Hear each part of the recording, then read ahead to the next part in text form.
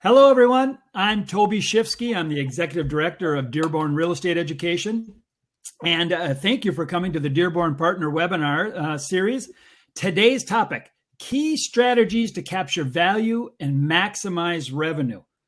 Today, we're going to talk about all things pricing and what does it really mean? And when you leave here today, you're going to get some golden nuggets about pricing, about valuation, and really how it works when it comes to profitability of your company. So let me do this. I'm going to bring in our guest. I'm going to do a little bit of an intro, and then I'm going to bring him in on camera because I want to introduce you to Brian Lingen. Now, you should know, I work with Brian. I work with Brian at Kaplan. Brian is the strategic pricing leader for Kaplan North America. Brian is a pricing expert, spending at least 15 years building and leading strategic pricing functions for a variety of organizations. He comes to us.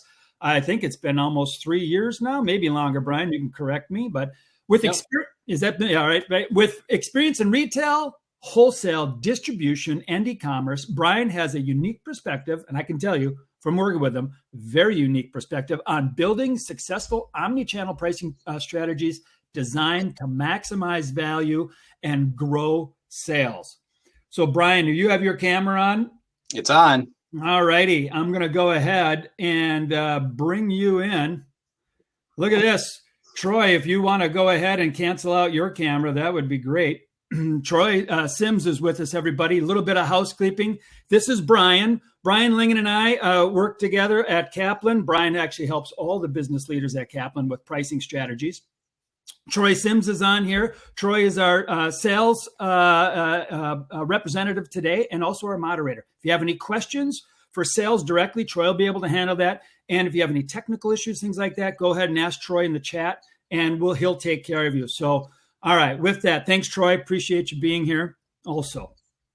Okay, so Brian, we're going to talk about all things pricing. Troy, I think your camera is still on. Let's going to do that. And then I took care of you. How about that?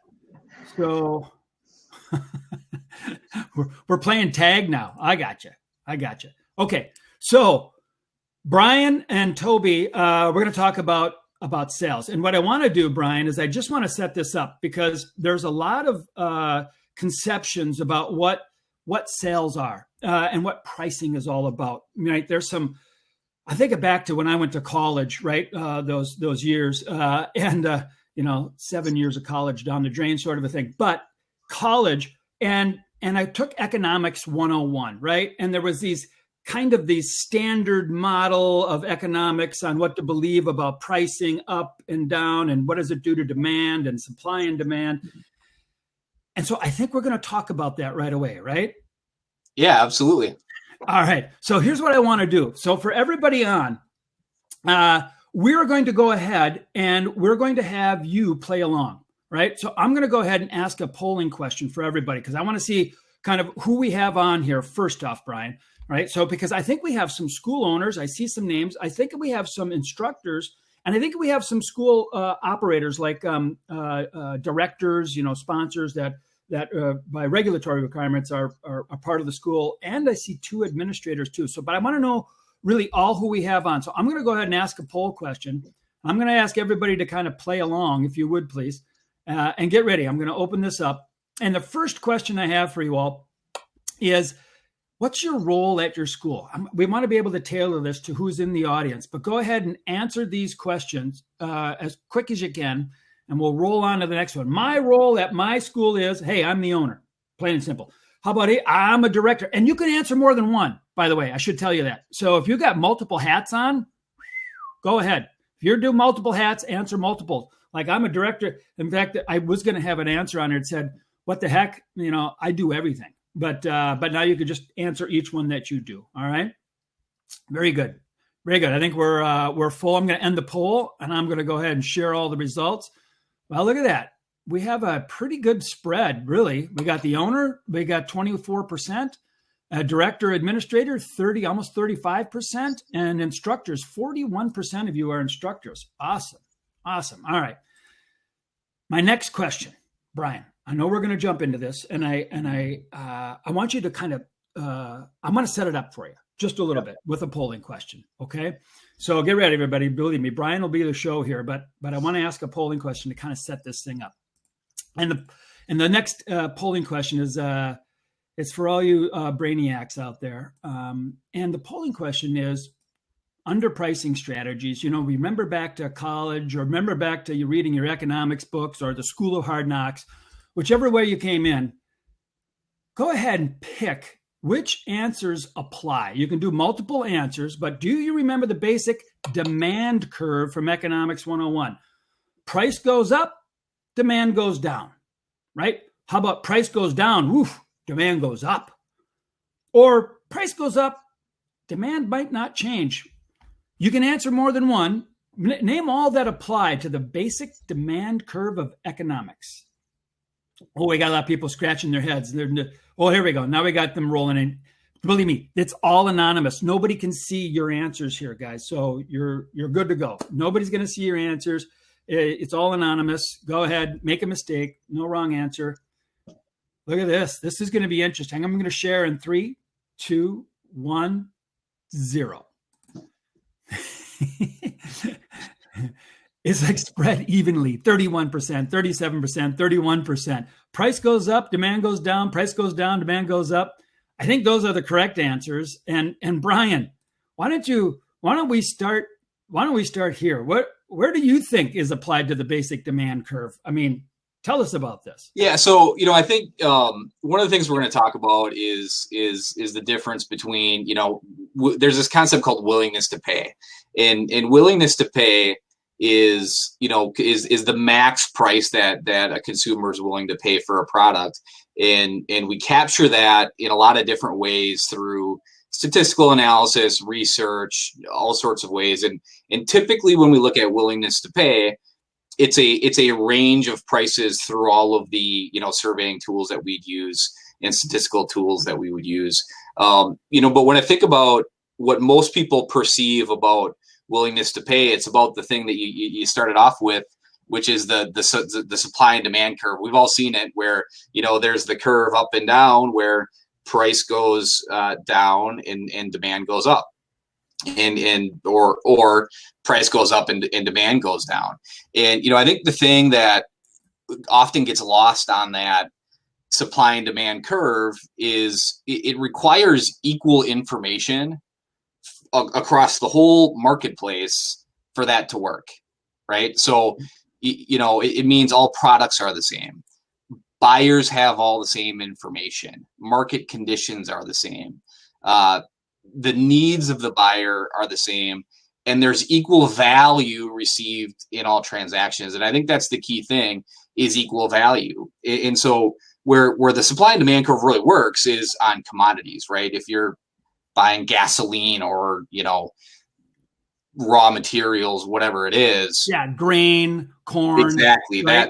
That whole thing works. But most of the products that we buy today, and especially the products that are sold by this group, deliver a lot of value to the client, and the client, each client has an individual need or perception of what that value is, and so that's where the willingness to pay thing really kicks in.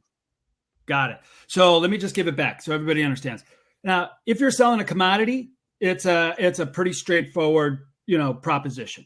Right? I mean, it's corn, it's grain, it's a gallon of gas. And where it gets a little more variable, right, is when it's about determination of value. What is the value? It's a little less cut and dried. And I think what we're going to find is it's so much less cut and dried when it comes to value that there's actually a pretty significant range of value. That's right. Okay. So go ahead. No, I'm just going to go into some of the research. So, I've been doing willingness to pay stuff for 15 years, and there's two really things that jump out to me when we look at that. Yep. The first is that buyers have far less understanding of what something should cost than we think they do. We're all close to our business, and so we understand our prices and our competitors in the marketplace really well. But the buyers typically don't have that, and the result of that is that when we do the research and the willingness to pay research, what you'll see a lot of times is that willingness to pay is a range of prices that come back from the respondents. And without fail, that range can be very large. Anywhere from, it's very common for that to be 20% range, Sure. up to 50, 60, 70%, depending on the value segments that we see. Go ahead, So Tom. let me just kind of give that back, because make sure I ask the question right. So we know what the range is, right? I mean, I'm a business leader, right? I shop my competition all the time. I look at what their pricing is, right? And I look at what my pricing is. But what I think what you're saying is the consumer, they're not going to spend that kind of time. They're not going to dig in. They're not going to look. They're going to might spend a little bit, and depending on how easy it is to do, they might not have to spend very much at all to kind of understand it. But I think of myself, even like if I'll go to Amazon, a brilliant marketplace to go and compare very quickly. I still will buy the same product, and I still see a range that is anywhere from, even if it's a simple product, if it's $10 or maybe it's $20, I'd be willing to pay $24 or $25 or $26. There's maybe it's a convenience, maybe it's a prime, and maybe there's a different value proposition somehow in there. I'm even willing to pay a range on products that I can line up across the screen and match pricing on. So I kind of get this idea of willingness to pay just from a very simple standpoint. I think I get that. And by all means, hey, everybody, if you have any questions about this or any thoughts or any addition, go ahead and put your chats in the text chat. I know Troy's going to handle some of them, and we can handle some of them too. So, all right, go ahead, Brian.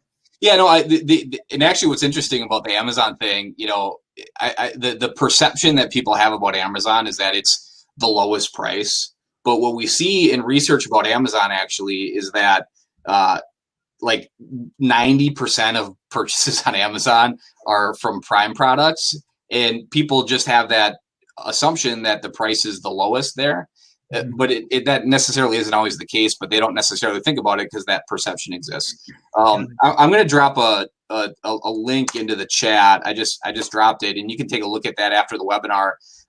But a really good example of how this works is on that YouTube video. And this YouTube show, it's kind of a TV show, honestly, is pretty cool. It's a show called Pricing Page Teardown, and a couple guys go look at subscription companies and evaluate their pricing page.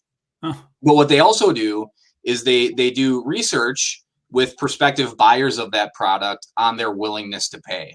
And, a common product that we all understand and know, like Netflix, when they did the research, their overall willingness to pay range that they found was $8 to $12. Wait a second. So they did a survey. They went and looked at Netflix. They looked at their pricing model and said, okay, but what are people willing to pay actually for that? I mean, we know what it's priced at, but what is the range people are willing to pay? So they surveyed people and did a study and all that stuff? That's right. And so they did a survey and they did a study, and the range was $8 to $12 overall, which, I said at the beginning, often I see 20 to 30% differences in willingness to pay ranges. Here it was 50%. So some people, so people are willing to pay anywhere from 8 to 12. Now that's $4. That's 50%. That's right. A 50% range in price people are willing to pay. That's right. Interesting. And what's even more interesting, I think they do a really good job of this, is in their surveying, they break it down into key value segments in the questioning. And when one of the value segments was how many kids do you have?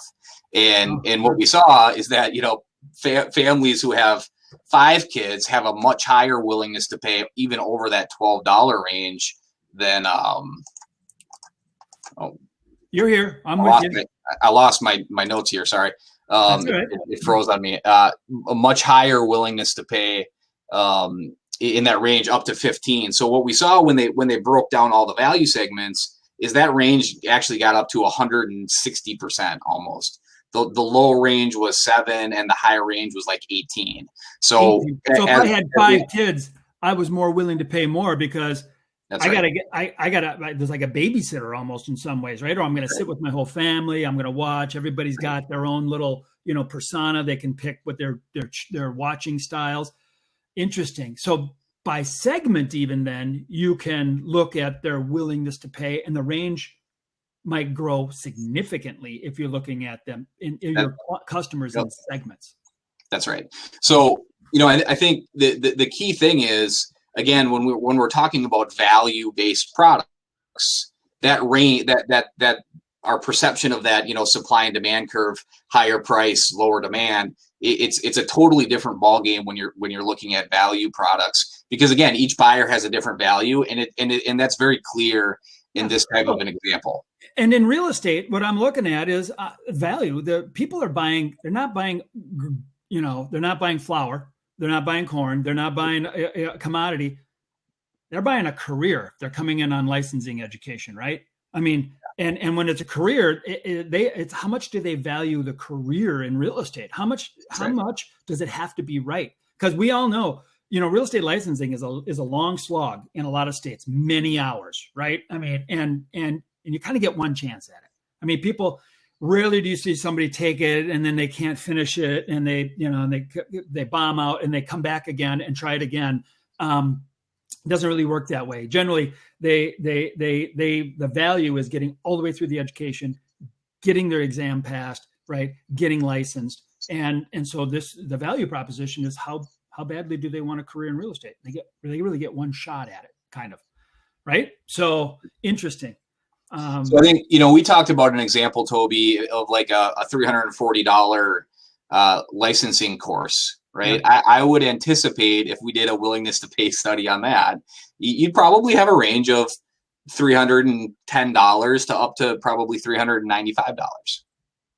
Yeah, well, that's like what, 25, 26, 27%? Right. Something like that range, willingness to pay. I think that's really the part that everybody wants to play in. What is the willingness to pay? And have we explored that enough? I mean, that's really the part of the pricing strategy. Everybody is, have we explored it? Because I think, Brian, and correct me if I'm wrong, and I tell you what I can do is I can pull our PowerPoint back up here. But how about this? Because here's what I think happens sometimes, right? What I think happens is we get into this point where we're thinking about pricing, and we're thinking about competitiveness, and we're thinking about that demand curve, right? Where if I lower price, demand's going to go up. And I think what we're finding when you talk about WTP, right? When you talk about willingness to pay, that might not always be true, especially if it's a value product, which I think we all believe education is, especially licensing education. And so, because one of the things I think we do, and as we look at is, are we competitive enough? And if we want more sales, maybe we got to drop price, because we're all thinking back to Economics 101. And so let's drop price by 5%. And is that going to get us more sales? And I think what you're talking about, and maybe everybody copy that link from the Netflix thing and go watch that, because I think it's pretty powerful. It's not necessarily dropping price that's going to win the day when you come to value products, right? So what does it mean, Brian? Maybe you can walk us through an example of how prices affect sales and profit. Yeah. So, I think the second piece of this, and we'll bring it all together here after we go through the second piece of it, is really understanding how a price change impacts your profitability and your sales. I think we all understand the math behind, if I lower my price 5%, I need to sell 5% more volume to reach that same sales goal, right? And I think that's pretty straightforward. But it has a compounding effect on your profit. And so if you want to go to the next one, Toby, I've got an example. So what we've done here, and this is just a very basic, simple example to show the left column, it would be your current state, and the right column would be, what if we lowered our price 5% and broke even from a revenue perspective? What would happen to our volume and to our profit? And so on the left column, go ahead. So let me give it back to make sure everybody's following. So we do $100,000 in sales. Yep. There's a 1,000 units we sell, whatever we're selling, and let's say it's education, okay? And So that's $100 a piece, essentially, right? So I think that's right. So $100 a piece. We do $100,000 in sales. Our cost on that, after everything, right? I mean, this is after cost of goods. This is after shipping. This is after, paying for office time, everything. All the cost is $80,000. So $80 out of each $100 course is a cost, right, which gives us all the way down to profit, right? Anybody not want to be profitable, go ahead and, let me know if you don't want to be profitable, because we'll have to do another webinar for that. But I think everybody wants to be profitable. I know we do. And so $20,000 profit, kind of like a 20% operating income margin, we'll say, just for this example, very simple. Okay. So then the second column says, all right, if we lower the price by 5%, because I think people do that. People say, I need more business. I gotta capture more market share. And believe me, I've done it. I've done it. So in order to sell the same amount of revenue, I would have to increase my sales by 5%, which is that 1,050 quantity, right? That's right. But tell me, the 84,000 in cost, well, that's because what happened? We sold 50 more units, and we have $80 per unit. We took on $4,000 more cost. That's right. Selling. So what happened to our profit, Brian? This doesn't look like a good model. So then the profit goes down, and I think the key thing here is to sell more volume. There's going to be additional costs that are associated to selling more volume, right? So if you lower your price 5% and you're only able to get to a break-even point on your sales dollars, it has a compounding effect on your profit, where your profit's not going down only 5% equal to what your price did. Your profit's actually going down 20% because it's a smaller number, obviously. Yeah, you took on more cost, right? And so you got more sales, but you took on more cost, and you actually lost 20% profit. That's Holy right. smokes. First time I saw this equation, I'm like, this doesn't seem right. I promise you, the math is correct. You can check it. As a matter of fact, what would happen, Brian, if we went the other way and we didn't lower price by 5%? What would happen if we went the other way? Should I pull that up, or you want to? Yeah, sure. Pull it up. So, on the flip side, again, we raise prices 5%.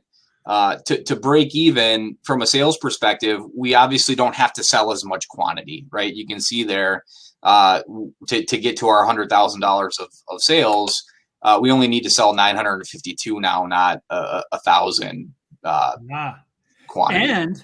And if you look at that second column on the right, not only did we not have to sell as many, but we didn't take on the costs of selling as many. We made more revenue, but we didn't have the additional $4,000 in costs, right?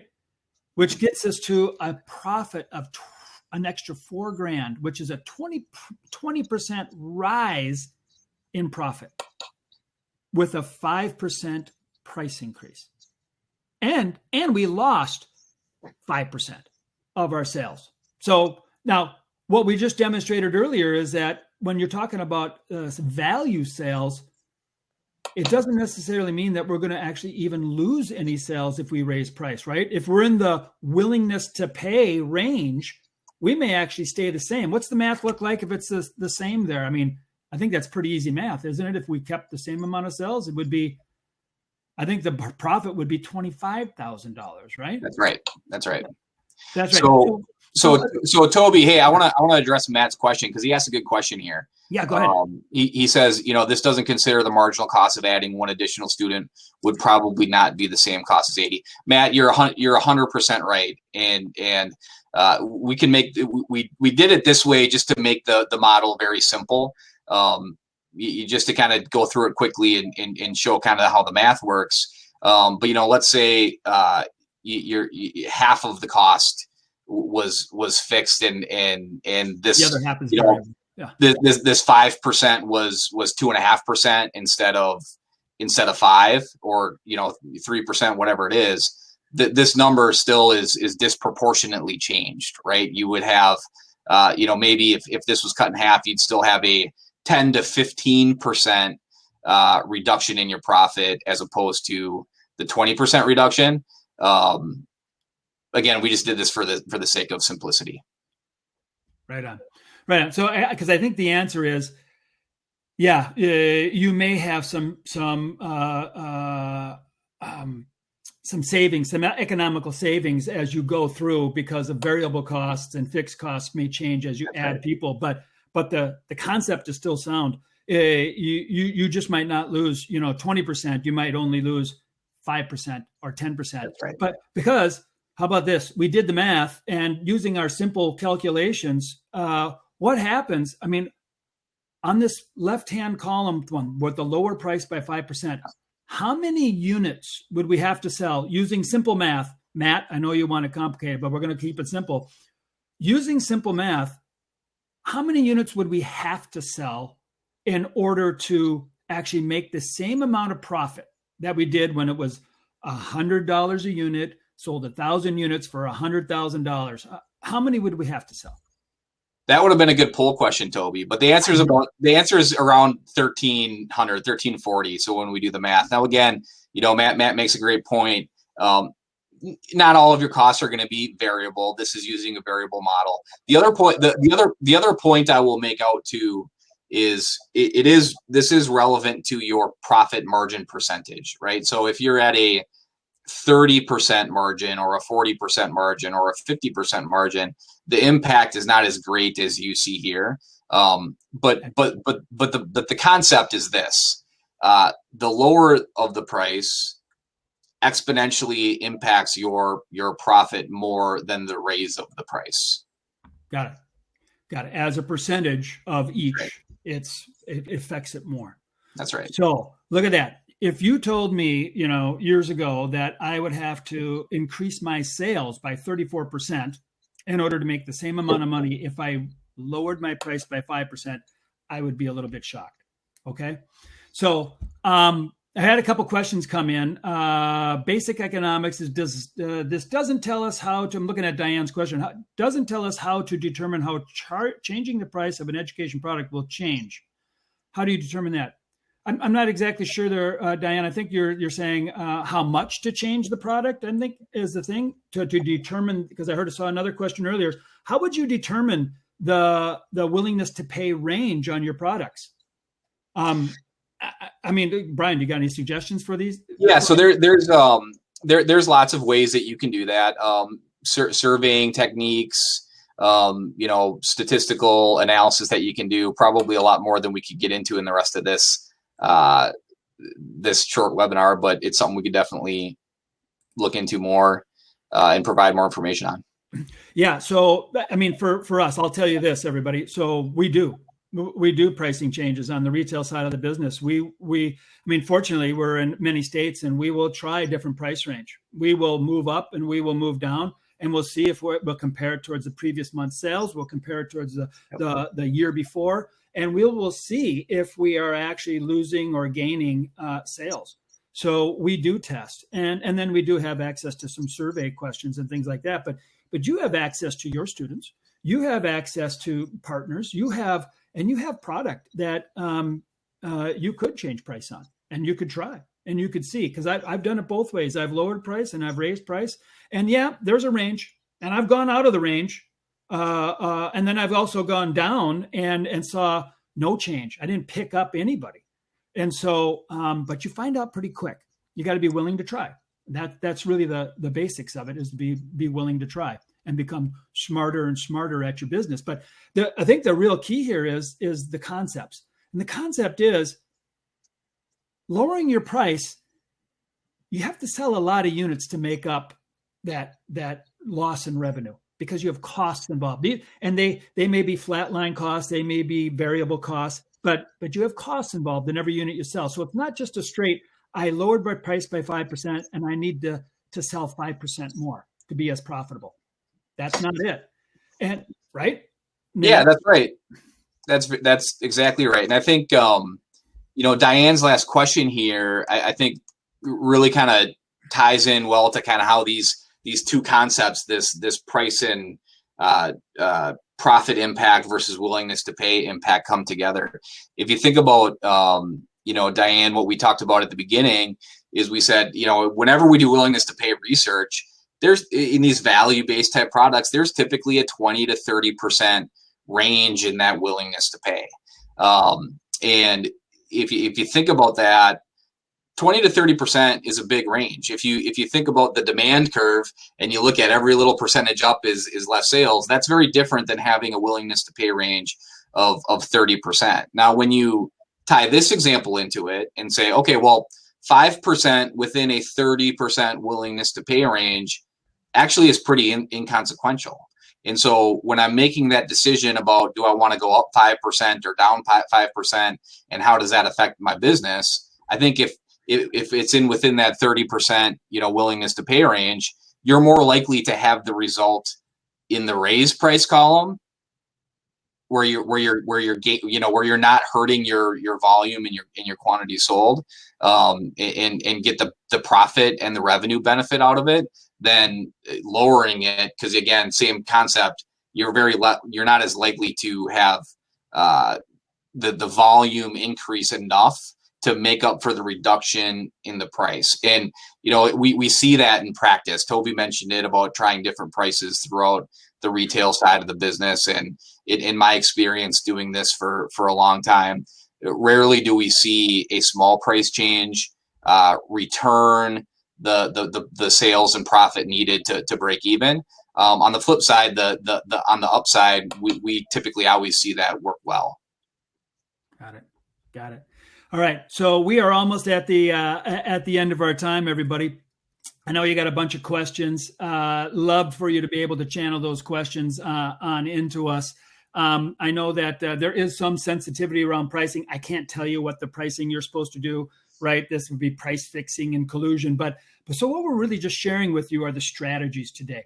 And we're talking about concepts that hopefully give you pause and make you think about, something a little bit differently than you did before. Because I think we're looking at the willingness to pay ranges.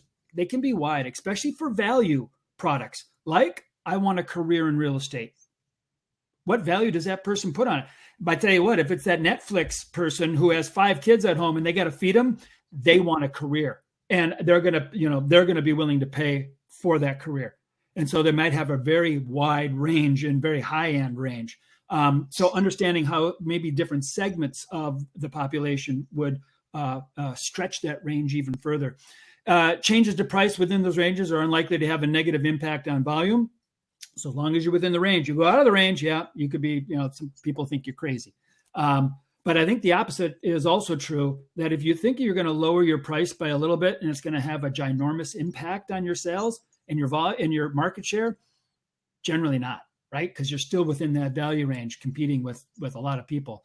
And so with that, I got one more question for everybody, Brian, before we let everybody go. This is your last chance to play along, and we really do want to know this answer. So, because we're trying to figure out what the best kind of topics to bring to you all are. And so I got one more question for you, and that is, did this webinar help you? And it's just 3 simple answers. You could pick any one of them that apply. Yes, it helped, or no, it didn't help, or absolutely, I want more like this. Let me know. Go ahead. We'll just give this a couple seconds, and then we'll go ahead and sign off. Love it. Once again, it's all anonymous. Would love to see your answers. Excellent. All right. 5, 4, 3, 2, 1. Excellent. All right. Thank you, everybody. I tell you what, for Brian and I here at Kaplan and with Dearborn Real Estate Education, we want to say thank you for being a part of it today. Once again, feel free to reach out to Troy Sims with any questions on sales, and we will all talk to you later. Thank you. Thanks, everyone.